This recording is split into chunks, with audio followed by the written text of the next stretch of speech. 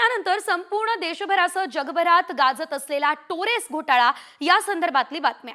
या प्रकरणामध्ये पोलिसांची सलग तिसऱ्या दिवशी छापेमारी सुरू असल्याचं दिसतंय। मुंबईमधल्या टोरेसच्या सर्व कार्यालयांमधला मुद्देमाल पोलीस आता ताब्यात घेत आहेत। तर परवाच्या छापेमारीमध्ये पोलिसांना मोठ्या प्रमाणात दागिने याशिवाय 3 कोटी रुपये मिळाले अशी सुद्धा माहिती सध्या मिळते। तर या दरम्यान आपण पाहतोय टोरेस हा घोटाळा जो आहे या संदर्भात ही खरं तर मोठी अपडेट सध्या समोर आली असल्याचं आपण पाहतोय। या घोटाळ्या संदर्भात जर आपण बघितलं तर पोलिसांनी छापेमारी केली आहे।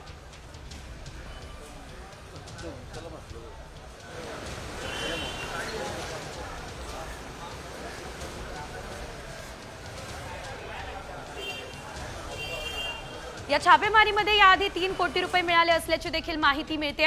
तर टोरेस ऑफिसवर पोलिसांनी आता छापा टाकलेला आहे। मुंबईच्या दादरमधली ही संपूर्ण घटना, दादर यासोबत मुंबईमध्ये अनेक ठिकाणी खरं तर टोरेसचे आउटलेट्स जे आहेत, ऑफिसेस जे आहेत ते बघायला मिळत होते आणि त्यामुळे आता टोरेसवरती कारवाई जी आहे ती सुरू झालेली आहे।